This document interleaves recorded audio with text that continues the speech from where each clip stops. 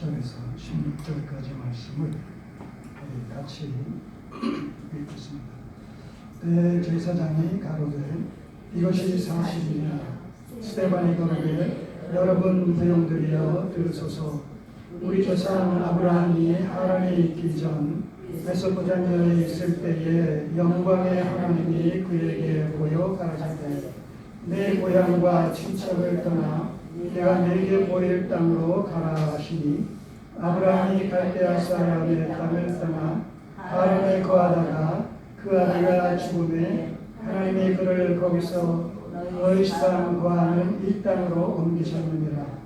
그러나 여기서 발붙일 만큼도 유업을 주지 아니하시고 다만 이 땅을 아직 자식도 없는 저와 저의 시에게 소유로 주신다고 약속하셨으며 이같이 말씀하시되 그 시가 다른 땅이 하나님의 길이니 그 땅 사람이 종을 삼아 400년 동안을 그렇게 하리라 하시고 또 가라사대 종 삼는 나라를 내가 심판하리니 그 후에 저희가 나와 이곳에서 나를 섬기리라 하시고 할례 언약을 아브라함에게 주셨더니 그가 이삭을 낳아 여드레 만에 할례를 행하고 이삭이 야곱을 야곱이 우리 12조상을 낳으니 여러 조상이 요셉을 시기하여 애굽에 팔았더니 하나님이 저와 함께 계셔 그 모든 혼란에서 건져내사 애굽 왕 바로 앞에서 은총과 지혜를 주시네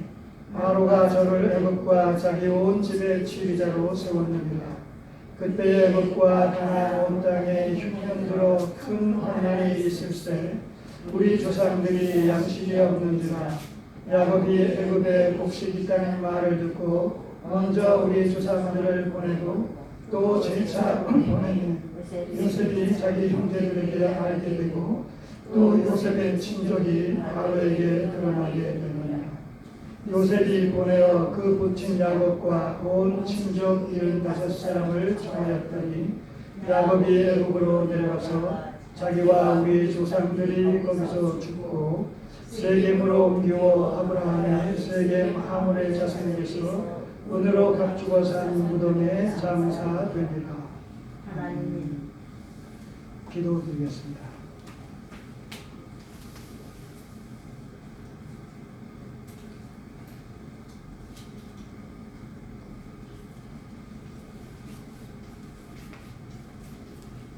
스데반이 자신의 정당함을 변호하기 위해서 아브라함 언약에 근거한 이스라엘의 역사를 근거 삼아 저들의 잘못된 신관과 율법관을 지적하며 책망하는 가운데 바른 기독교의 계시관을 제시하는 것을 본문을 통해서 보게 됩니다. 우리의 신앙이 철저히 언약적 구속사본에 입각한 계시 의존적인 신앙으로 정립될 수 있도록 다시 한번 본문을 통해서 교훈받게 하옵소서. 예수님의 이름으로 기도드립니다. 아멘. 7장 전체 이 스데반의 이 설교 내용을 근거로 해서 스데반의 변증적 설교라는 이런 제목을 삼아봤습니다. 스데반의 변증적인 설교. 그리고 오늘 특별히 16절까지의 내용을 통해서는 아브라함 언약의 성취라는 소제목으로 살펴보도록 하겠습니다.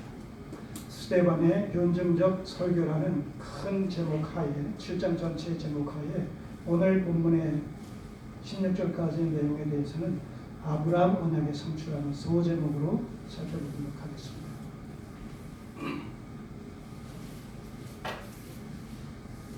지금 스데반이 7장에서 이 사내들인 고모리에 잡혀와서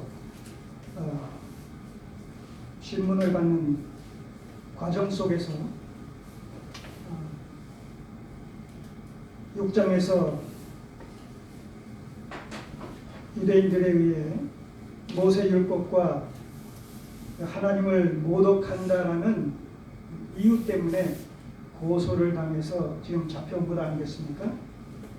그렇기 때문에 지금 스데반이 7장 전체를 통해 가지고 지금 아브라함 언약에 근거한 언약적 구속사건에 입각해서 자신을 변호하고 더 나아가서 자신의 정당함을 주장하는 이런 변증적인 설교를 하게 되는 그 근거 동기가 어디 있습니까?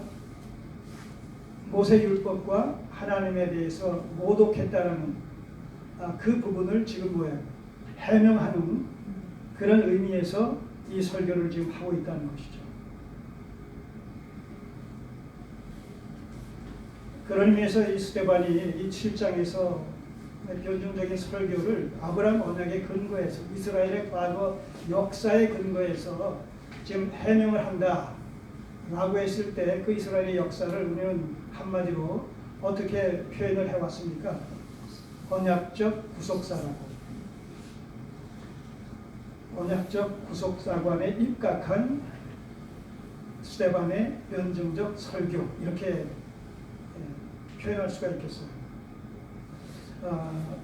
바로 그것이 무엇을 의미하느냐라고 했을 때 기독교 신앙은 지금 스데반이 주장하는 것은 기독교적 관점에서 그리스도로 말미암는 기독교적 관점에서 성경을 어떻게 보느냐 지금 그런 관점 아니겠습니까?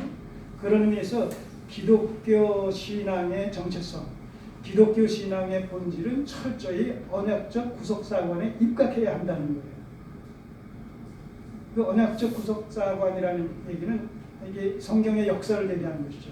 성경의 계시사를 얘기하는 거예요. 성경이 무엇을 말씀하고 있느냐라는 것을 근원에서부터 창세전 삼위 하나님의 구원 협약이라는 그 근원에서부터 종말에 이르기까지의 전 과정을 구속사라고 하는데 그 구속사가 언약을 방편 삼아 진행되어지는 것으로 말미암아 언약적 구속사, 언약적 구속사관 이렇게 얘기한단 말입니다.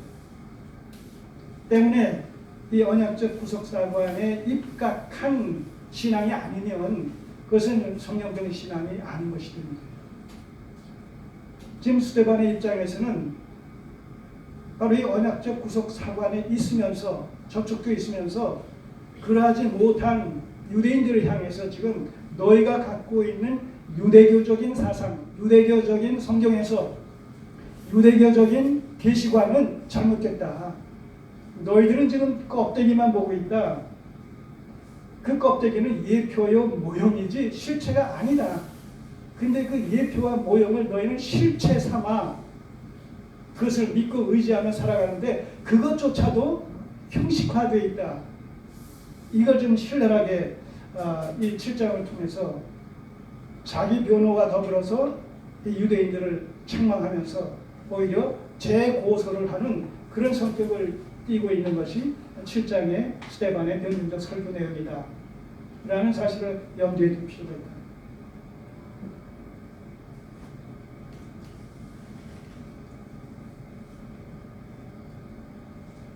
오늘 본문의 말씀을 읽으시면서 또 7장 전체를 혹시 읽어보셨는지 모르겠지만 읽으면서 무엇을 우리가 여기서 느끼게 돼요?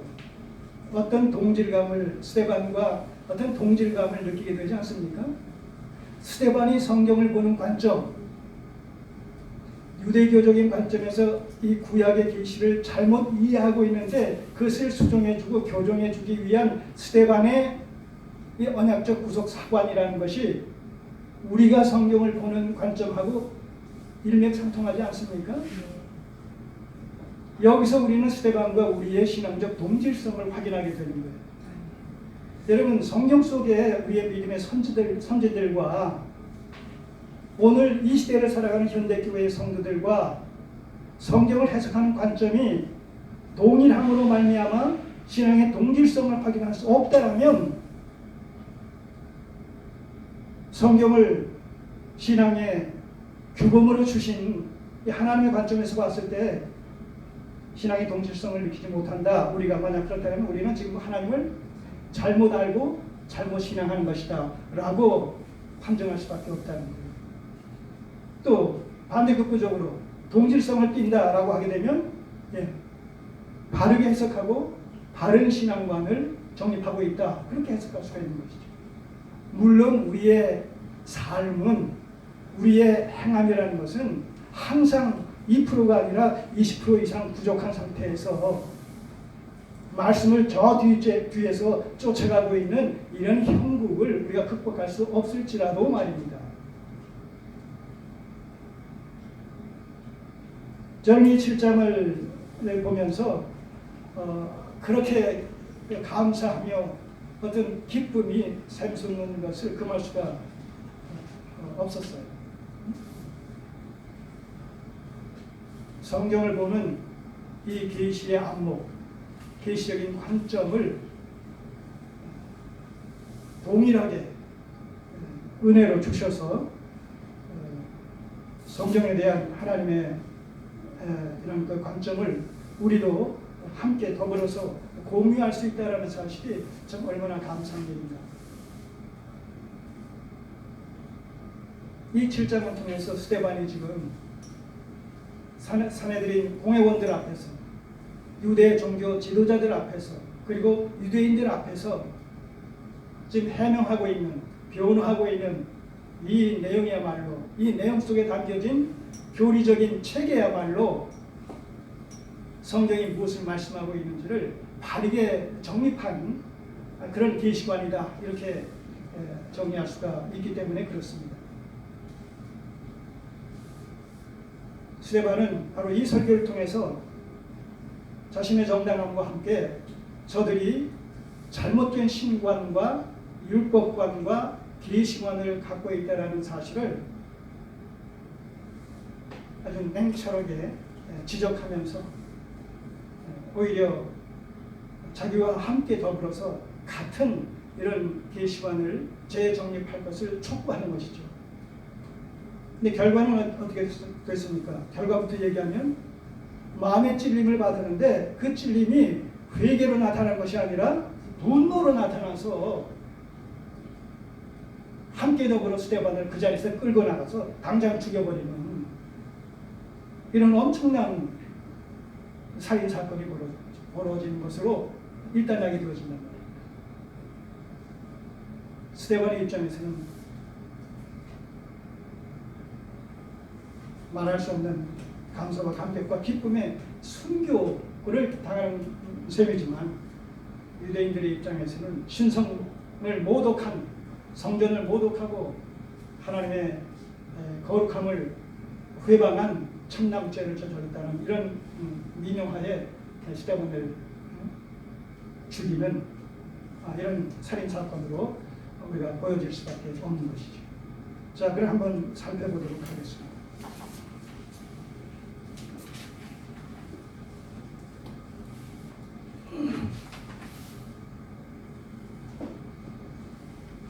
(1절에서 4절까지는) 이제 아브라함을 부르시는, 갈대아 우르에서 하나님께서 나타나셔서 아브라함을 부르셔서 그와 언약을 맺으시는 이런 내용이 소개되고 있고, 5절에서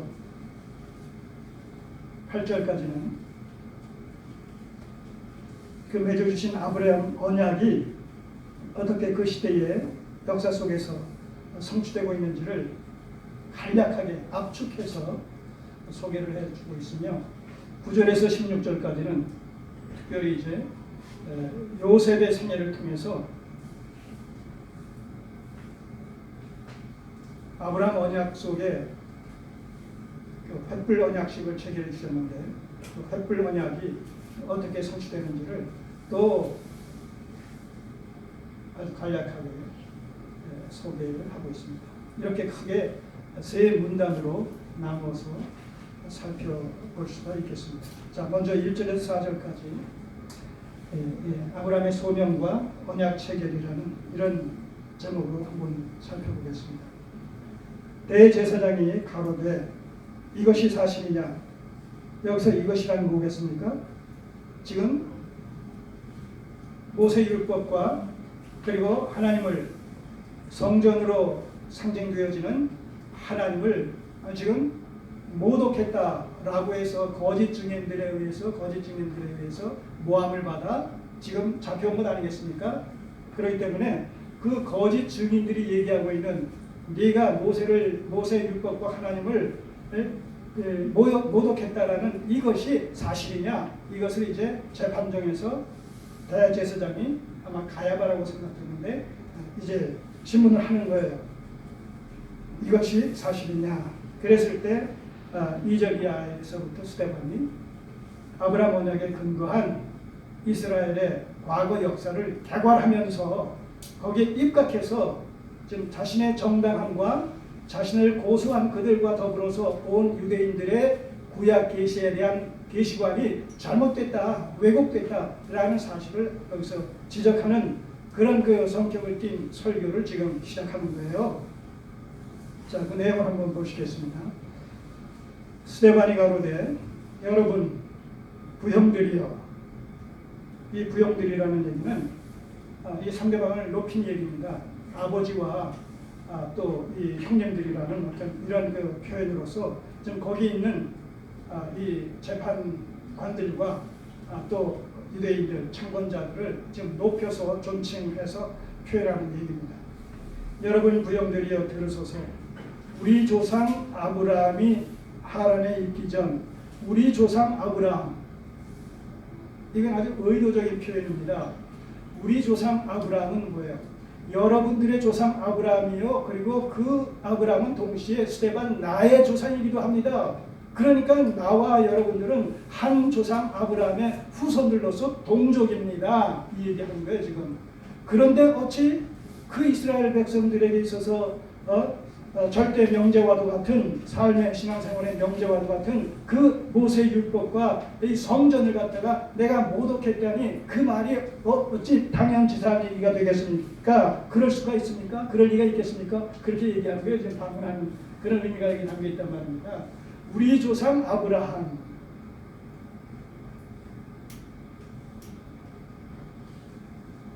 하란에 있기 전에 메소포타미아에 있을 때에 갈대아 우르죠. 하나님께서 아브라함을 부르실 때 우리가 창세기 11장에서 보게 11장 12장에서 보게 되면 갈대아 우르에서 부르셨어요. 그리고 본토 친척 아비집을 떠나 내가 네게 지시할 땅으로 가라라고 했을 때 그가 믿음으로 순종해서 떠나가지고 일단 어디 들렀어요? 하란에 정착하게 돼요. 갈대아 우르에서 하나님께서 부르셔서 그 다음에 하란에 그 북쪽에 하란에 머물게 하시고 하란에서 재차 인도하셔서 가나안 땅에 들어보내시는 이런 그 2단계 과정을 밟는 것을 보게 되는 것이죠. 그걸 지금 여기서 얘기하고 있는 거예요. 메소포타미아에 있을 때 갈대아 우르에 있을 때에 영광의 하나님이 그에게 보여 가라사대. 이것 또한 엄청난 지금 사건을 소개하고 있어요. 지금 이스라엘 백성들은 어떻게 생각하고 있어요? 하나님께서 성전에 계시는 것으로 생각하고 있어요. 사실은 하나님께서 성전에 계시다라는 사실은 뭐예요? 상징이에요. 하나님께서 성전에 계시다라는 것은 성전이 하나님의 임재의 상징으로서 지금 제시되고 있는 것이지 실제 하나님께서 성전에 머무실 수가 있어요, 없어요? 오늘 여러분 그 주보의 그 성구 암송을 보세요. 그게 이사야서 66장 1절의 말씀인데 맨 뒤에 보시면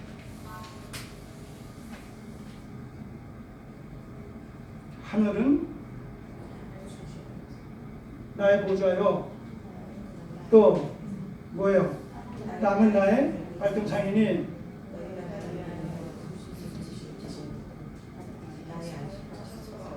왜 하나님께서 사람의 손으로 지은 집에서 안식하실 수가 있겠느냐? 지을 수가 없다는 얘기예요. 하늘이 하나님의 보좌요, 땅이 발등상이다. 온 우주 만물 가운데 충만하신 분이 하나님이시다. 이걸 신학적 용어로 표현하게 되면 무소부재다. 하나님은 무소부재하신 분이다 하는 얘기예요. 그 무소부재하신 하나님께서 사람들에게 보여주시는 방식으로 임재하고 계시다는 것을 성전의 상징을 통해서 지금 말씀하고 계시다는 것이죠. 그런데 이스라엘 백성들은 성전에 하나님께서 친히 계신 곳으로, 그 성전에 계시다는 얘기는 제한적, 하나님께서 자신을 제한시켜서 성전에만 국한적으로 계시는 곳으로 그렇게 이해를 하고 있었단 말입니다. 그러니까 그 성전을 헐라 내가 사흘 만에 다시 세우겠다라고 했을 때 이것은 이스라엘 백성들에게는 엄청난 신성 모독이 되는 거예요.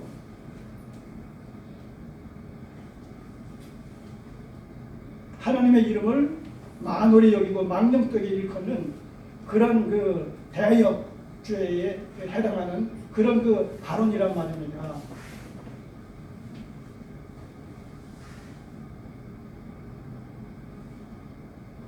바로 그들의 이러한 성전에 대한 잘못되고 왜곡되어진 계시관을 지금 정면에서 지적하면서 지금 교정해 주는 그런 의미가 이 말에 담겨 있단 말입니다. 우리 조상 아브라함이 하란에 있기 전에 메소포타미아에 있을 때에 영광의 하나님이 그에게 보여 가라사대, 하나님이 성전에 계신 것이 아니라 이방 나라 메소포타미아 갈대아 우르에서 우상을 섬기던 데라의 아들 중에 아브라함을 갖다가 부르셔서 그와 언약을 맺으셨다. 하나님은 어디라도 계신 분이시다. 무소부재하신 분이시다. 이 유대인들의 잘못된 신관을 이 말로 지금 교정해 주는 거예요. 여러분 이 8절까지 내용을 보세요. 하나님이 가라사대, 하나님이 가라사대, 또 하나님이 나타나서 가라사대. 계속 하나님이 나타나시는데 어디 나타나셔요? 성전의 건물에서 아니란 말입니다. 최초에 하나님이 나타나신 데는 어디예요? 성전에서. 에덴 동산에서 나타나셨어요. 에덴 동산이 성전인 거예요. 에덴 동산이 성전. 하나님이 나타나신 것이 성전이에요. 호렙산에 떨기나무 불꽃 가운데 나타나셔서 모세를 부르신 후에 모세가 오니까 뭐라고 말씀하셨어요? 신발 벗으라. 왜? 거기 거룩한 곳이니까. 왜 거룩한 곳이에요? 거기가 처음부터 거룩한 곳이에요? 하나님이 계시니까. 거기가 또 성전인 거예요. 하나님이 계신 곳곳이 성전이에요.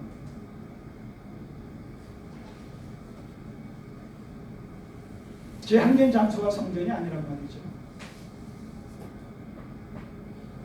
왜냐하면 우리 주님께서 자신을 뭐라고 말씀하셔요? 이 성전을 헐라 내가 사흘 만에 짓겠다. 자기 육체를 가리켜서 말씀하셨다. 그런 거 아니었어요. 하나님이 스스로가 성전이시고 그리스도가 스스로가 성전이신 겁니다. 그분이 계신 곳이 성전이라는 거예요. 우주 가운데 충만하니까 이 우주 전체가 성전이 되는 거예요. 유대인들이 오해하고 있어요. 하나님의 임재에 대한 상징이지 그곳에 하나님이 계신 것이 아니란 말입니다.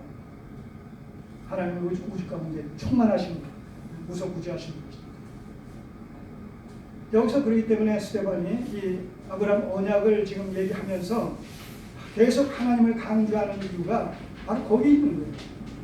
너희들이 잘못된 신관을 지금 깨달으라. 하나님은 성전이라는 건물 속에 묶여 계신 분이 아니다. 야곱이 에서를 피해서 부엘세바로 도망가는 과정 속에서 어디서 하나님을 만났죠? 잠자던 곳에서 베델에서. 그러면서 야곱이 거기서 뭐라고 외쳤어요? 아, 여호와가 여기도 계시구나. 왜요? 야곱은 그때까지 가나안에 살면서 가나안 여러 족속들의 신관, 우상 숭배적인 신관을 영향을 받고 있었단 말입니다. 그 영향이 뭐예요? 지역신 개념. 가나안 여러 족속들이 나름대로 신을 섬기고 있었는데, 우상을 섬기고 있었는데, 그 우상이 활동하는 범위는 뭐예요? 그 지역, 그 족속들이 살고 있는 그 지역에 제한된단 말입니다. 이런 지역신 개념을 갖고 있었어요. 여호와 하나님을 그들이 야곱이 섬기면서도 그 여러 우상 중에 한 사람으로서, 한 신으로서의 그 신 개념을 갖고 있었기 때문에 베델 가나안 지역을 떠났을 때 거기서 하나님을 꿈속에서 환상 중에 만나던 그 기억을 회상하면서 가나안에만 계셔야 될 줄 알았던 그 여호와 하나님이 여기도 계시다 했는데, 나를 따라와서 여기도 계시다. 아, 여호와 하나님은 우상과 같이 지역 개념의 신 개념이 아니라 신중의 유일한 신이시요, 모든 우주 만물 가운데 충만하신 무소부재하신 분이구나, 이걸 깨달았다는 거예요.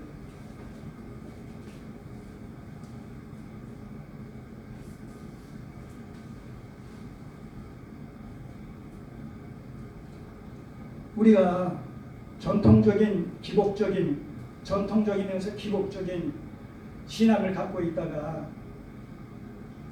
이 참된 개혁주의 신앙에 접촉이 되어지고, 그 개혁주의 신앙에는 언약적 구속사본에 입각한 계시의존적인 신앙을 얘기하는 것인데, 그런 신앙에 접촉됐을 때에 상당한 부분에서 어떤 그 회의감을 가져오게 했고, 처음에는 또 도전적인, 또 의심적인 이런 부분들이 많이 있었지 않았어요. 지금까지 모든 것이 그런 그 전통적인 신앙관에 입각해서 신앙을 도구 삼고 하나님을 사실 우상 삼아서 나를 위해서 존재하는 하나님, 내 문제를 해결해 주시는 하나님, 그래서 내 신앙 자체가 기복적인 그런 성격을 띠고 정말 목숨 걸고, 왜? 내가 기부하게 되면 거기에 반대급부로 주실 것이라는 기브 앤 테이크라는 이 개념을 가지고 신앙생활을 해왔으니까 그렇게 했는데, 그게 아니다라고 하니까, 더구나 구원이 최고의 복이요, 상급 중에 상급이라고 얘기하니까, 그 구원은 실질적으로 가시적으로 보여지는 것은 아니고, 우리가 평소에 익숙해졌던 이 복의 개념과 상급의 개념은 어떤 물리적이고 물질적인 것인데, 그것은 가시적으로 보여지는 것인데, 그게 아니라 보여지지 않는 구원이라고 하니까, 구원이라는 복의 개념과 구원이라는 상급의 개념이 어떤 물질적인 이 세상에서 우리가 경험할 수 있었던 그런 개념과 비교했을 때 상대적으로 열쇠에 몰리는 것 같은, 평가절하되는 것 같은 그런 느낌이 드니까 자꾸 옛것에 대한 동경심에 사로잡혀가지고 이게 긴가민가 그러던 때가 있지 않았었습니까? 지금은 완전히 회복되어졌어요?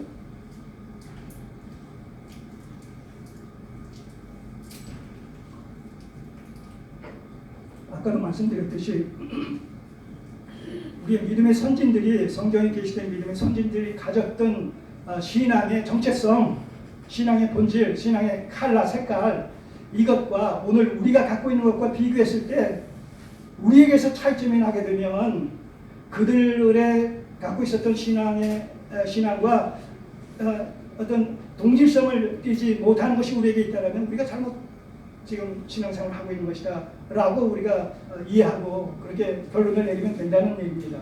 그걸 갖고 있죠. 그래서 일치가 되어져야죠. 얼마나 감사한지 모르겠어요. 얼마나 감사한지.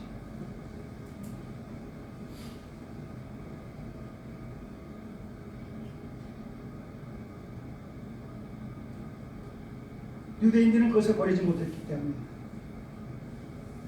깨달음으로 받아서 그렇구나, 내가 잘못했구나 라고 옛것을 포기하고 새것을 받아들여야 되는데, 이 언약적 구속사건에 입각한 점진성의 원리를 깨닫지 못했던 거예요. 구약의 것들은 그 계시 실체되신 예수 그리스도를 반영하는 하나의 예표요 모형적 계시였다라는 사실을 깨닫지 못했던 거예요. 그래서 그 모형적이고 예표적이었던 계시들이 시간이 감에 따라 점점 명시화되어지고 실제화되어짐으로 말미암아 그리스도 안에서 실체로 나타나게 된다는 이 원리를 깨닫지 못하니까, 요즘도 마찬가지죠.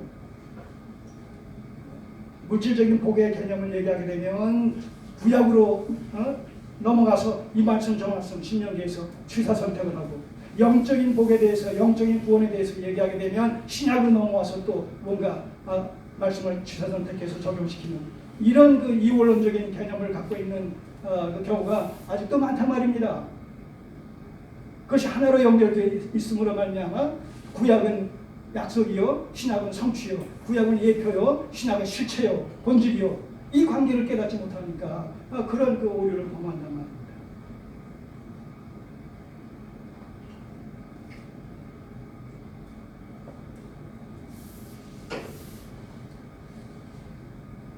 한 성전이라는 건물에 매여 계신 분이 아니라 온 우주 만물 가운데, 우주 가운데 충만하신 무소부재하신 분이다.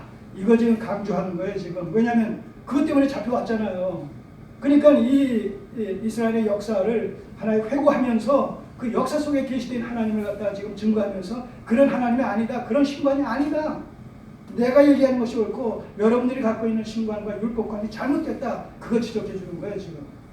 그러니까 동시에 이 스데반의 관점은 동시에 누구의 관점이에요? 그것이 참된 기독교의 면증이요. 그것이 바로 오늘 우리가 갖고 있어야 돼요. 소유하고 있어야 될 바로 신앙관이요. 신앙의 정체성이란 말입니다.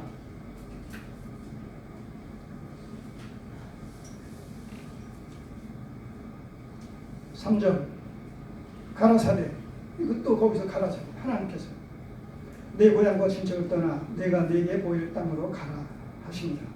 (4절) 아브라함이 갈대아 사람의 땅을 떠나 하란에 거하다가 그 아비가 죽음에 하나님이 그를 거기서 너희 시방 거하는 이 땅으로 옮기셨느니라. 그래서 갈대아 우르에서, 자 갈대아 우르, 자 하란에서 아비가 죽었다고 했어요. 그러자 또 하나님께서 그들을 부르셔서 가나안 땅으로 인도하셨다고 했어요. 갈대아 우르에서 부르실 때 뭐라고 부르셨다고 했어요? 본토 친척 아버지 집을 떠나라고 했는데 이 데라까지 함께 떠났단 말이에요. 롯도 함께 떠났단 말입니다. 자 그러니까 하란에서 데라가 죽었다. 데라가 죽은 후에 가나안으로 출발했다라는 것은 너무나 당연지사입니다.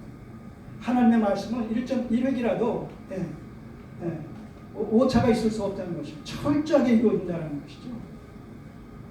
우연하게 표면적인 이유로는 우연한 어떤 사건으로 말미암아 뭐 병이 들었다거나 뭐 그래서 죽었겠죠. 그러나 그런 죽음이 이면에서 보게 되면 구속사적 관점에서 보게 되면 뭐야? 하나님의 말씀이 그대로 성취되는 거랍니다. 자, 그런데 롯은 계속해서 가나안 땅까지 들어왔다고 했어요. 그런데 롯도 본토 친척 아비 집이라는 그 개념 속에 그 저촉되는 사건 아니겠습니까? 조카를 데리고 왔습니다. 자, 그러니까 우리가 아는 대로 창세기 13장에서 가나안 땅에 애굽을 경유해서 돌아와가지고 뭐예요? 네가 좌하면 내가 우하고 네가 우하면 내가 좌하겠다 하면서 그래서 거기서 양보하면서 자연히 롯이 떠나가지 않습니까? 예, 이렇게 하나님께서는 또 원치 않는 하나님의 약속의 말씀에 없는 것들은 다 제거시키시는 이런 역사의 주관자가 되시는 하나님이시다라는 사실을 우리가 보지 않습니까? 예. 그래서 우리는 우리의 신앙은 철저히 하나님의 말씀에 입각하고 말씀에 창념하는 신앙, 계시 운전적인 신앙으로 그렇게 정립이 되어야 된다는 것이죠.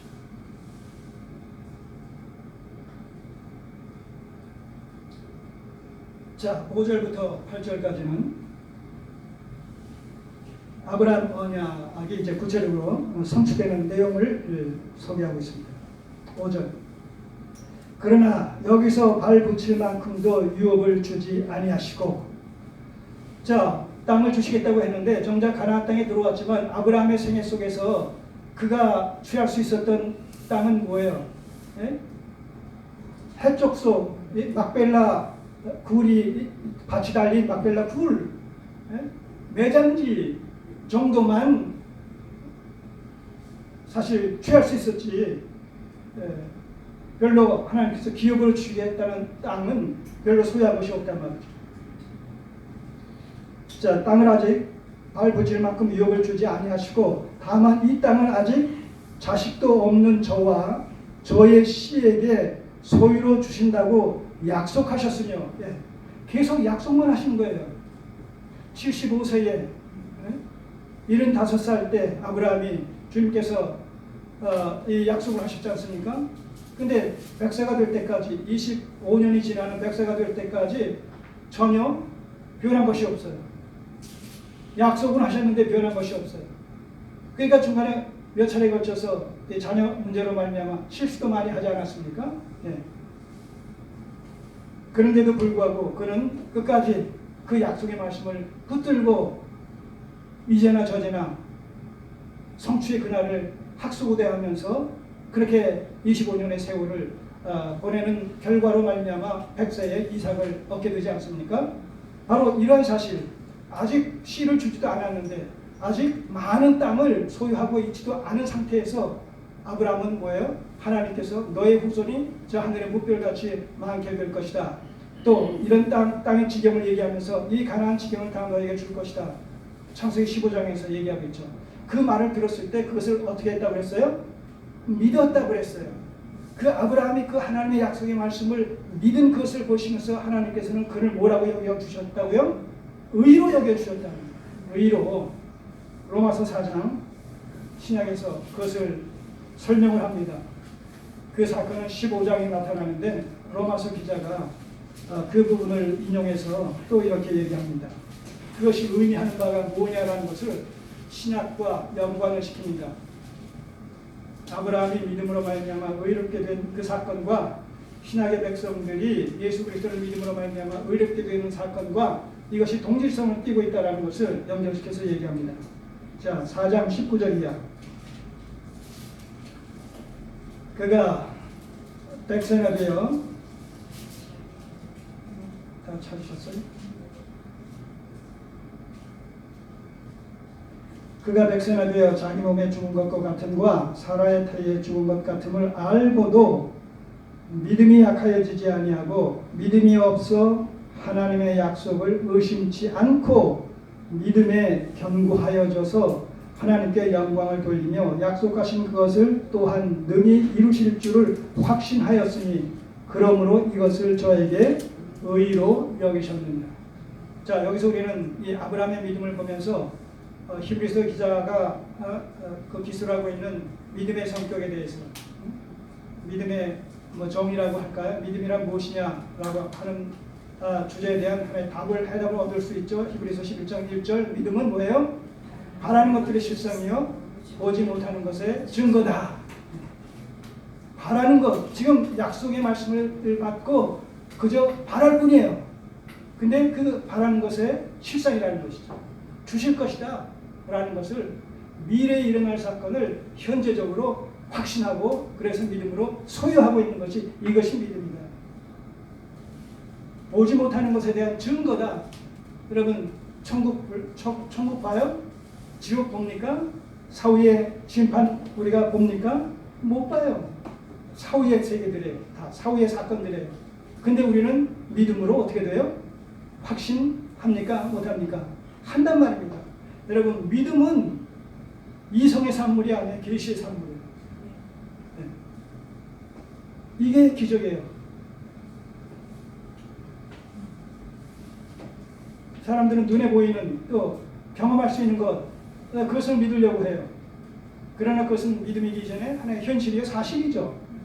믿음은 아직 이루어지지 않은 것, 미래의 것을 갖다가 현실로 소유하고 있는 것, 확신하는 것, 이것이 믿음의 성격이다, 정의다. 성경은 그렇게 얘기하고 있어요. 자, 이렇게 아브라함이 미래에 이루어질 것을 내다보면서 믿음으로 확신한 사실을 갖다가 근거해서 하나님께서는 그를 의롭다고 여겨주셨는데 거기서 끝나는 것이 아니라 그것은 하나의 예표적 사건이라는 거예요.